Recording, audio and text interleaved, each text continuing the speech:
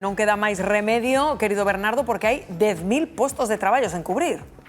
Imos tentar debullar ese dato, a ver cales son os sectores máis afectados, porque efectivamente responde a que están sen cubrir por non ter onde vivir. En que ramos? Pois o metal e a industria manufactureira, que necesita entre 1.500 e 5.000 persoas para manter o ritmo. Aquí salientamos conserveiras, construtoras, transporte, logística e sector téxtil. Tamén o sector naval, con picos de demanda de ata 4.500 traballadores nos próximos anos.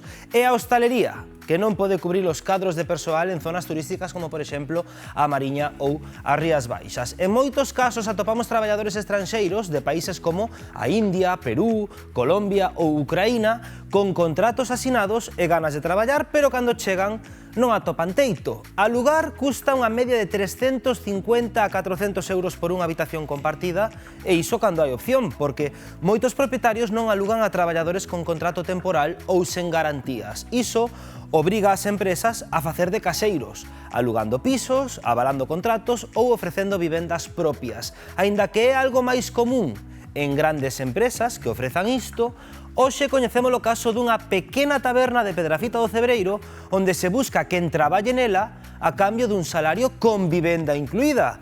Miguel Mandallo, compañeiro, facemos chamamento para traballar na montaña de Lugo? Que tal, Bernardo? Facemos chamamento para traballar aquí porque atendede no plató e na casa as condicións son inmellorables, non, José Luis? Contanos. Pois, bueno, eu penso que as condiciones que vamos aquí son do mellorciño. Fixemos unha subida en canto ao convenio de hostelería. Estamos dando uns salarios de 1.400 euros mensuales, horas extras pagadas, 40 horas semanales, 2 días libres a semana e alojamiento, que creo que é algo moi interesante, cos problemas que hoxe en día de alquiler, de vivienda, pois aquí na parte de arriba teñen as habitacións as camareras, e, bueno, creo que ofrecemos unhas moi boas condicións, e, ainda así, pois, costa traballo encontrar xente que queira vir ao rural e que se decida dar o paso a traballar aquí. Claro, compañeiro, xa vedes que as condicións son inmellorables, pero ti es de Meis. Como te deu por vir para aquí? Sí, bueno, eu xunto con meu socio, que é o que teño na cociña, pois traballábamos, eu como jefe de cociña en Madrid, xunto con el. Tras moito tempo en Madrid, pois eu botaba de menos o rural. Son como 10 meses en un sitio de campo, en un sitio de naturaleza, e decidimos dar o salto aquí e integrarnos no rural, que é algo que estábamos desexando desde fai moito tempo. Aproveitei que o dono se jubilaba, pois foi unha ocasión boa e por eso estamos aquí. Está sendo complicado atopar xente que veña para Pedrafita? Sí, a verdad que sí, a xente xoven, eu creo que dar ese paso da cidade ao campo lle costa traballo, que non se imaginan que a vida aquí, pois é unha vida que eu creo que temos de todo, porque hai calidade de vida, en canto a alimentación, en canto a todo, creo que temos do millor aquí no rural. Pero, bueno, penso que o mellor botan de menos esas diversidade que encontran na cidade, en canto a centros comerciales, tiendas, e coste llegar ao paso de vir. Claro, aínda que as condicións son incribles, hai veces que custa dar ese paso. Pero, José Luis, ven conmigo, moitísimas gracias, porque imos falar con Valentina, que é unha rapaza que aceptou esta oferta. Valentina, por favor, que tal todo? Contanos, como decidiches vir para aquí? Bueno, al principio tuve muchas dudas, pero cuando llegué aquí vi las condiciones, me encantó. Como pensaches que as condicións eran boas? É dicir, ti recibes a oferta e onde estabas nese momento? Yo me encontraba en la ciudad de Lugo y me comuniqué con José Luis y él me mostró las condiciones, me mandó fotos, me explicó todo y tomé la decisión de irme para aquí y no me arrepiento. Fue lo mejor que pude haber hecho. Estás encantada. Sí, bastante. É que xa vedes, compañeiros, que se alguén na casa está buscando onde traballar, vinde para aquí, para Pedrafita do Cebreiro. Claro, grazas, Miguel, e que bo exemplo o desa rapaza, porque claro, é que hoxe en día María a un rapaz novo que vivía en Lugo, como esa rapaza, dille, o traballo está a uns kilómetros e lle ofrece son de vivir, tal e como temos os precios do aluguer, un caramelo. Bueno, é un incentivo adicional, claro. Obviamente, o tema da vivenda. Antiguamente había moitos postos de traballo vinculados a unha vivenda no lugar onde traballabas, non? E isto estás a retomar. Creo que é unha das claves para reactivar o rural e para esa España vaciada que empece a encher pouco a pouco. Claro, pero o que dis, recórdame un pouco como esas vivendas para traballadores, non sei se te refires a iso. Refírome, por exemplo, os ferroviarios que tiñan a vivenda, ou o conserxe do colexio que tiña a vivenda do conserxe, ese tipo de traballos. Pero sabes que pasa, María? Non teño claro se iso é bo ou malo.